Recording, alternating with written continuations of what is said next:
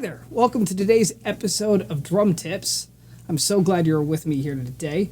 What I would like to be covering in today's episode is side stick technique. So of course, I'll cover what is side stick technique, what are its musical purposes and functions, and of course, what is the most ergonomical and effective way to go about achieving consistent side stick technique.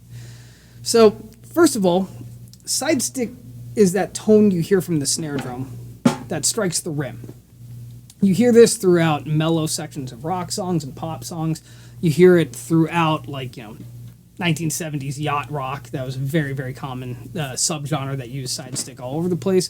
If you happen to be a reggae fan, in case you can't tell, I am based on my hair.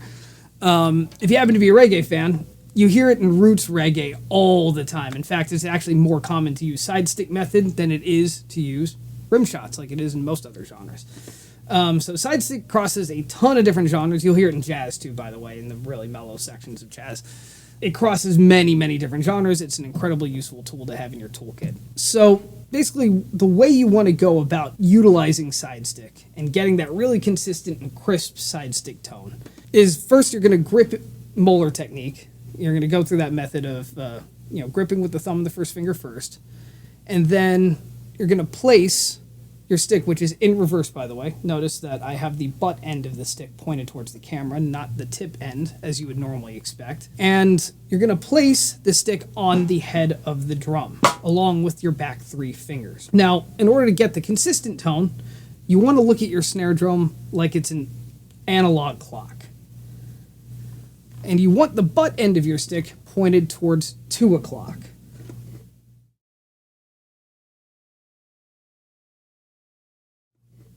Meanwhile, you want the tip of the stick pointed towards 8 o'clock.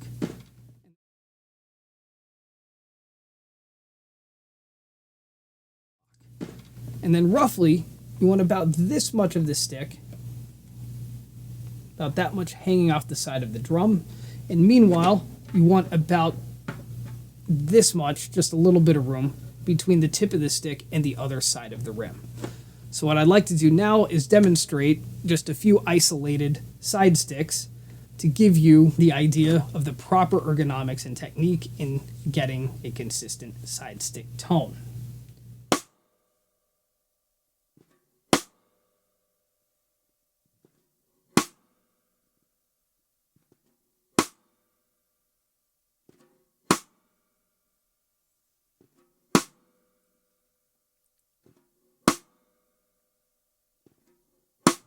Great. So now that you've seen a few isolated side sticks, I will now put it in musical context. Let's do some reggae.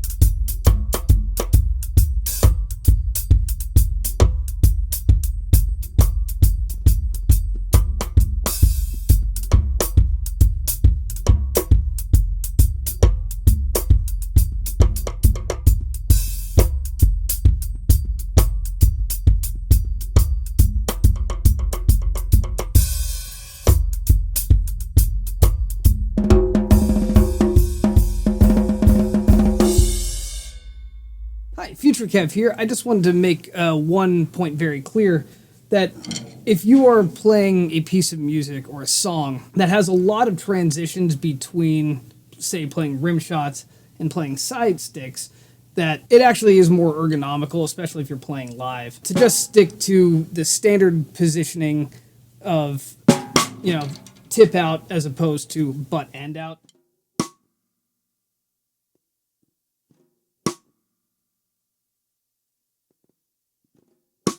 However, if you're in a recording studio or just on general rule of thumb, if the majority of the song happens to be utilizing side stick, it really is better to play with the butt end out instead of the tip. And the reason for this is because you'll just get a deeper and warmer and darker tone. It's much more effective. Using the other side is a little bit on the thinner side, so you may have to overcompensate a little bit, but it's fine. You're going to get an amazing tone either way.